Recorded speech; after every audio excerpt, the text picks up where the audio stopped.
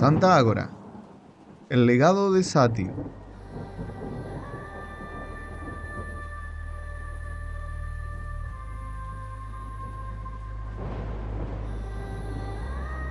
Capítulo 2.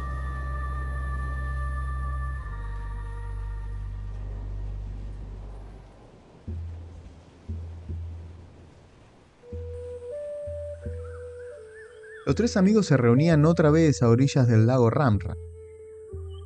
¿Han notado mi progreso con el slid?, dijo Miyaku alardeando mientras se arrojó sobre la acolchonada hierba que vestía la orilla occidental del lago. Comenzó a comer unos frutos de taj que pendían sobre él. Es como si hubiera nacido para esto. Sí, ya vimos, contestó Sake, poniendo en blanco sus enormes ojos turquesa. Te recomiendo que no te relajes. Nuestra formación nunca termina, agregó mientras con su larga y plástica cola tomaba otro de los frutos del árbol Taj. Es cierto, Miyaku, no te confíes o volverás al curso inicial, se burló Gecko de su amigo mientras le arrojaba una pequeña roca. Es simplemente mantenerse en ritmo, continuó con un ademán que dejaba sus fuertes brazos extendidos. Claro, Gecko. Para ti todo es muy fácil. El consentido. Y no culpo al maestro. Eres su hijo. Lanzó imprudente junto con un trozo de fruta al lago para que los peces se deleitaran. Gecko se dio la vuelta, intentando ocultar el malestar que le había causado ese comentario. Amaba y agradecía lo que Arkama había hecho por él, pero sus padres no existían. Todos lo sabían, pero nadie nunca lo mencionaba. Como si hubieran decidido ignorar su historia para no herirlo. Nadie sospechaba que eso multiplicaba su dolor. No, no es mi padre Miyaku. ¿Puede ser tan cruel, Miyaku?, juzgó Sake mientras con su cola abofeteaba a su amigo y caminaba hacia el encuentro de Gecko. Perdón, Gecko, yo no quise ofenderte. Sabes cómo soy. No me di cuenta. Se excusó rascando su calva y verde cabeza. Sí, sabemos. Un gran tonto, completó Sake enojado. No puedes ver más allá de tu cola, ¿verdad? Bueno, Sake, no te lo tomes así. Fue un error. No fue mi intención realmente, explicó juntando sus palmas en el centro del pecho, aun Gecko conociendo su nobleza. Es cierto. Dejémoslo así, murmuró Gecko, intentando restar importancia a su dolor. Es un asunto mío. No voy a hacerte responsable, Miyaku. Es más, me vas a tener que disculpar tú a mí. ¿Por qué, Gecko?, preguntó extrañado Miyaku mientras se ponía de pie. Pues... Gecko se aproximó lentamente. ¡Por esto!, mientras en un movimiento arrojó al lago al fuerte Miyaku. Gecko y Sake rieron mientras Miyaku se sumergía en las cristalinas aguas del Ramra. Hacía calor. Aceptaba su escarmiento gustoso. En un primer momento pensó en salir deprisa y arrojar a sus compañeros con él. Sake no era un problema. Era poco más que la mitad de Miyaku. Y Gecko se dejaría vencer seguramente. Pero el lago estaba tan apetecible que ignoró ese pensamiento y se sumergió un poco más. Los peces, que antes de su irrupción intempestiva en el lago comían los restos de su taj, ahora huían atemorizados. Las algas bioluminiscentes eran testigos silenciosos de la escena y algunos cracks esperaban en sus rocas la inminente posibilidad de algún tentempié. Miyaku quiso perseguir al cardumen.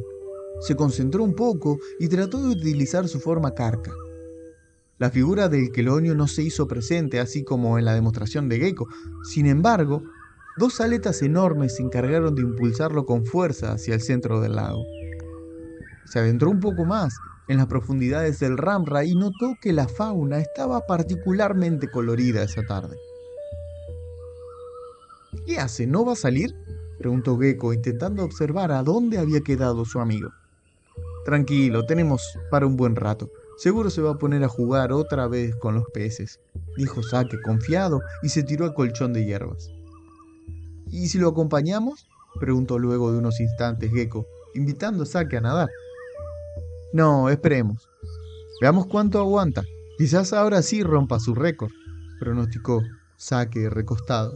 Su último registro fue de 942, a 120 del récord histórico de Kaumara. Es realmente bueno, pero no se lo digamos, se pondrá insoportable. Miyaku era un gran nadador. La membrana interdigital de sus pies y manos, por alguna razón del destino, eran más fuertes que las del resto. Esto lo volvía sumamente veloz. Además tenía un físico naturalmente atlético, era simplemente admirable. Por supuesto, la ayuda de su espíritu salvaje contribuía generosamente, aunque todavía no pudiera controlarlo del todo. Había pasado ya un buen tiempo cuando llegó al fondo del lago. Un nuevo cardumen, esta vez de neones violáceos, lo fascinó y sin pensarlo dos veces, lo persiguió hasta una grieta que se dibujaba en el suelo, y en la que luego se perdieron. Por unos instantes contempló esa cicatriz oscura en el fondo del Ramra. Ni siquiera su propia luminiscencia permitía ver más allá de unos metros en su interior. Estaba seguro que no estaba allí la última vez. La investigó por un momento. Intentó rasgarla con sus afiladas uñas, pero se trataba de una roca maciza. Fue inútil. Por alguna razón, un escalofrío lo paralizó por un instante. Gecko y Sake se cansaron de esperar y decidieron nadar también. Se zambulleron de un salto y fueron hacia Miyaku. Era fácil encontrar a un Kayara sumergido. Su anatomía no solo les permitía contener la respiración por muchísimo tiempo, sino que también los volvía fosforescente bajo el agua. Aquel tono verdoso se intensificaba y tomaba rasgos turquesinos. Habiendo pasado la barrera de los 10 metros, pudieron divisar el resplandor de Miyaku y continuaron sumergiéndose, hasta el hipolimnio del Ramra. Miyaku no advirtió la presencia de sus amigos hasta que Sake tocó su hombro. El nadador se asustó. Luego, al reconocerlo y después de unas cuantas moriquetas y onomatopeyas subacuáticas, indicó con su mano aquella grieta, en donde había entrado el cardumen. Los tres contemplaron la anomalía y fue Sake quien, por condiciones anatómicas, pudo introducir su mano y luego su brazo por el orificio. Su rostro se contorsionaba como si con esto pudiera agudizar el sentido del tacto. De repente sus ojos se abrieron enormes. Retiró su mano deprisa con algo en su interior y nadó con furia hacia la superficie. Gecko y Miyaku lo siguieron a toda velocidad. Como géiseres, los tres salieron del agua de un salto y volvieron al sitio donde la tarde había comenzado. ¿Qué encontraste?, preguntó Miyaku ansioso, sacudiéndose el agua. ¿Qué era eso? Nunca antes había visto algo así, murmuró Gecko luego. Una grieta en el suelo del Ramra. Sake abrió su mano lentamente. Un trozo de roca yacía en su escamosa palma. Era una roca negra con destellos púrpuras en su interior. Parecía el rubí que se dibujaba en los libros sagrados cuando recién es extraído de la tierra, sin procesar, sin pulir. Los tres sintieron ahora aquel escalofrío. Es una roca, dijo Miyaku restando importancia al suceso. Es un mineral, corrigió Gecko pensativo, escurriendo el agua de su melena rojiza. Parece una piedra preciosa. Entonces será valiosa, intuyó Sake entregándosela a Gecko. Deberíamos llevarla al templo. Sí, pero algo me dice que este asunto merece ser guardado en secreto, infirió Gecko metiendo el supuesto mineral en su bolsillo trasero. Una grieta en el fondo del Ramra, pensó de nuevo. ¿Cuántas veces has nadado aquí, Miyaku? Desde que nací, todos los días, querido Gecko. ¿Alguna vez viste algo así? ¿Te refieres a la piedra o a la grieta?, dudó Miyaku, haciéndose el pícaro. La grieta, Miyaku. Nunca, ciertamente, contestó serio ahora Miyaku luego de reír de su chascarrillo. Es verdad, aportó Sake. Yo tampoco había visto algo así en mi vida, y mucho menos ese mineral, agregó quitándose unas algas que pendían de su espalda y hasta entonces se habían camuflado camaleónicamente con el tono de su piel. Deberíamos hablar con el maestro, ¿verdad? No encuentro otra persona mejor, respondió Gecko, calzándose una suerte de mochila ya listo para emprender el viaje. ¿Quieres que busque otra muestra?, preguntó Miyaku bien predispuesto. No, mejor no, amigo. Quizás tuvimos suerte. Esperemos hablar con Arkham. Me parece bien, confirmó Saki apretando sus labios. Esto no huele nada bien. Los tres jóvenes entonces volvieron al templo de Sátiro en busca de su maestro. El sol caía lateral, congraciando los senderos de la densa jungla de Kaomara. Atestados de vida, sus habitantes se extendían a lo largo y a lo ancho de la isla.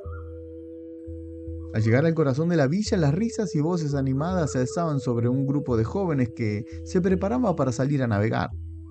La mayoría era parte del grupo de estudios de los muchachos. Con sus lids a cuestas, se disponían a pasar una tarde en el mar de Kamka, deslizándose mientras los demás llevarían a cabo la pesca del día. ¡Hey, compañeros!, gritó Abuk, a quien un insecto enorme lo había elegido en la ceremonia. Vengan a dar una vuelta con nosotros, que la tarde está perfecta para volar sobre las olas.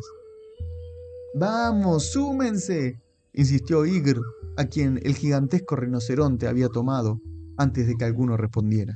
Dicen los pescadores que avistaron grandes y extraños lids, como templos flotantes. Iremos a investigar, agregó para convencer al grupo. Pero no había tiempo para eso ahora.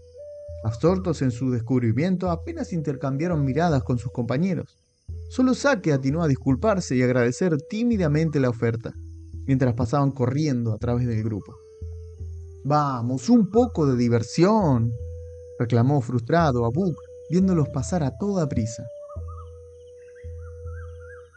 El camino que tomaron a continuación era el sendero ancestral, bordeado por altas palmas y enredaderas que se abrían paso entre pequeñas chozas de madera y piedra. Se apostaban sobre sus márgenes las tiendas de mercado, donde se intercambiaban pescados frescos, hierbas medicinales y artesanías talladas a mano.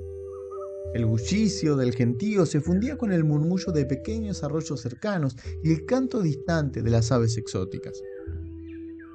Con el trozo de mineral guardado corrieron entre chozas y puestos hasta divisar las torres del templo. Cuando finalmente llegaron a sus puertas, los muros de piedra tallado los recibieron. Era imponente. Ellos ya se habían acostumbrado a verlo, pero hubiera sido extraordinario para cualquiera. La vegetación era muy densa en la zona. Un altar brillaba bajo la luz tenue del ocaso y daba escenario al sagrado roble ancestral.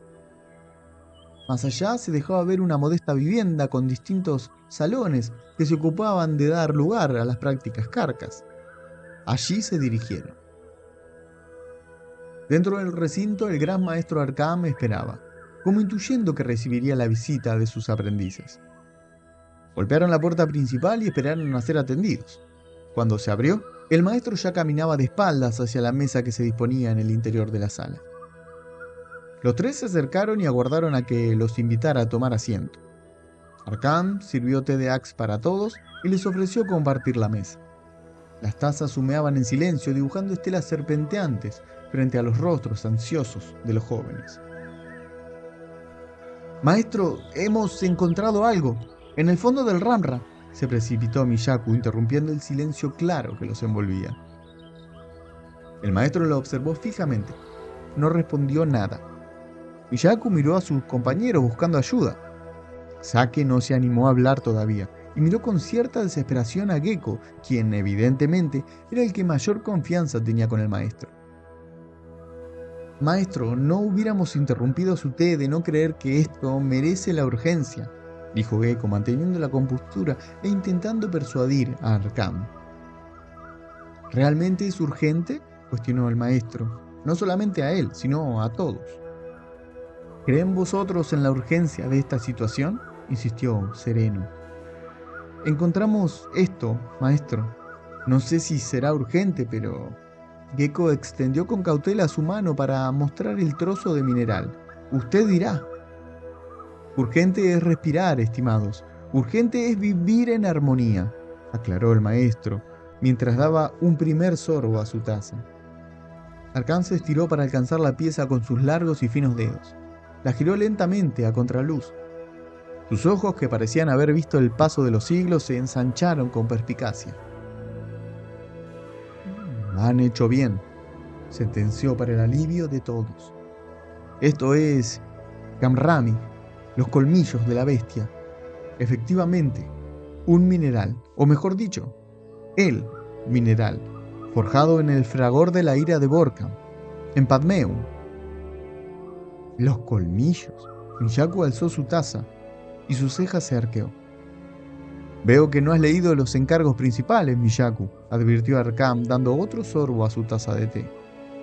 Padmeum, el viejo continente, ¿verdad?, preguntó Sake. Donde reinaban los Sandruns, aclaró, intentando cautivar a su viejo maestro. Así es, contestó. ¿Sabes cómo terminó esa historia, Sake? No, maestro. Todavía no llegué al final de mis escritos, dijo avergonzado ahora.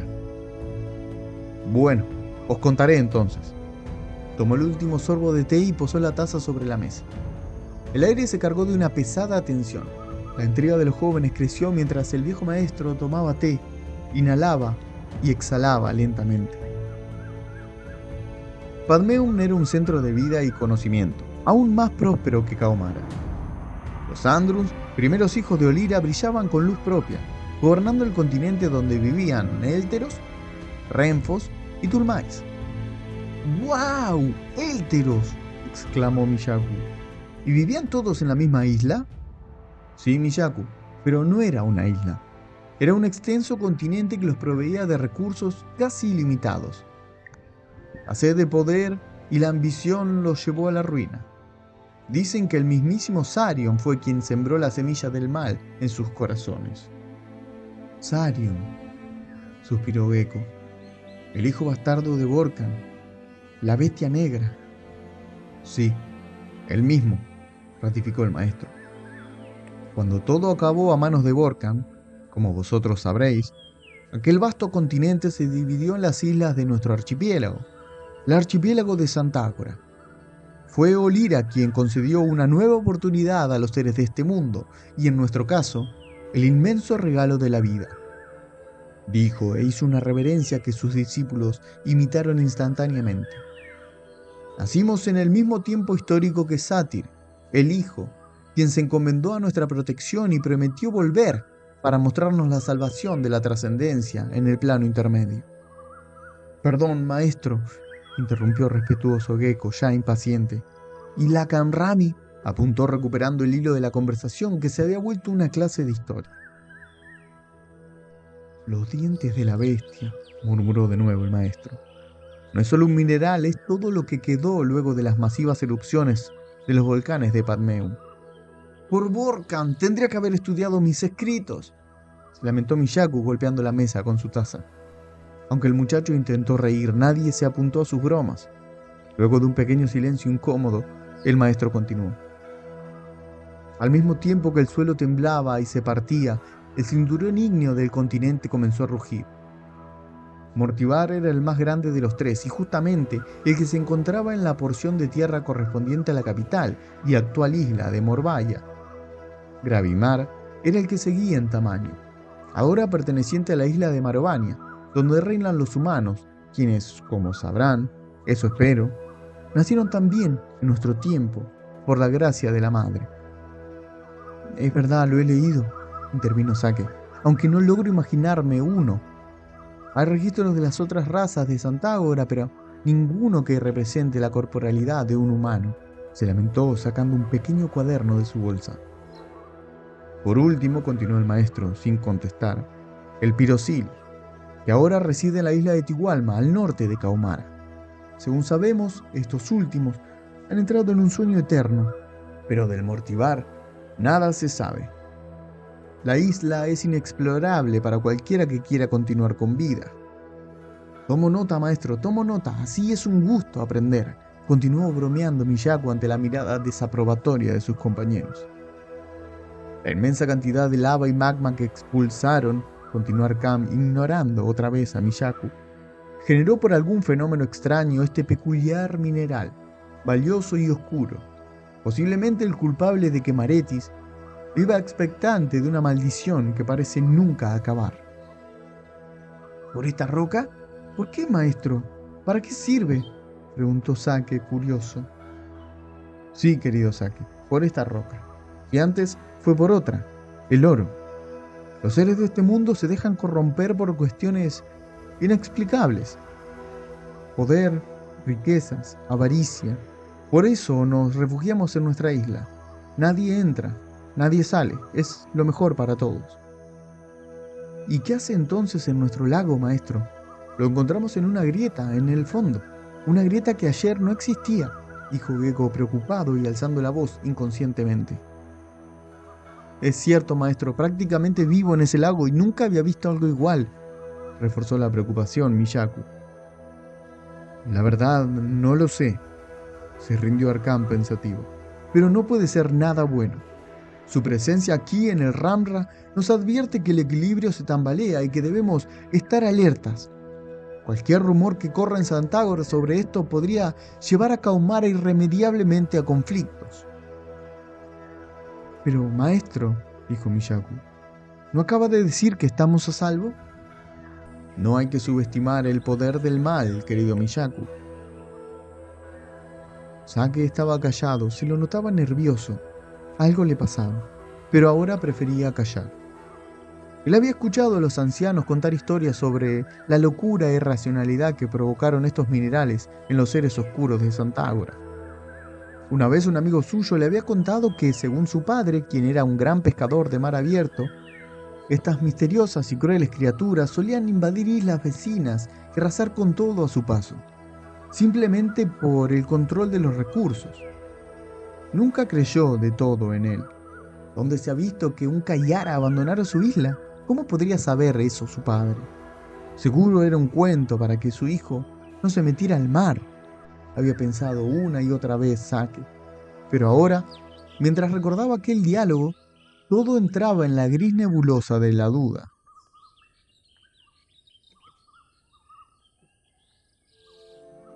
¿Qué son esclavos, Drift? Había preguntado un joven Sake a su pequeño amigo.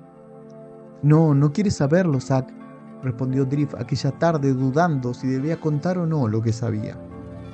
Vamos, por favor, cuéntame, somos amigos. Muy bien, está bien, te lo contaré. Ser esclavo de los humanos significa perder la vida. O sea, morir. No, amigo, morir sería un placer.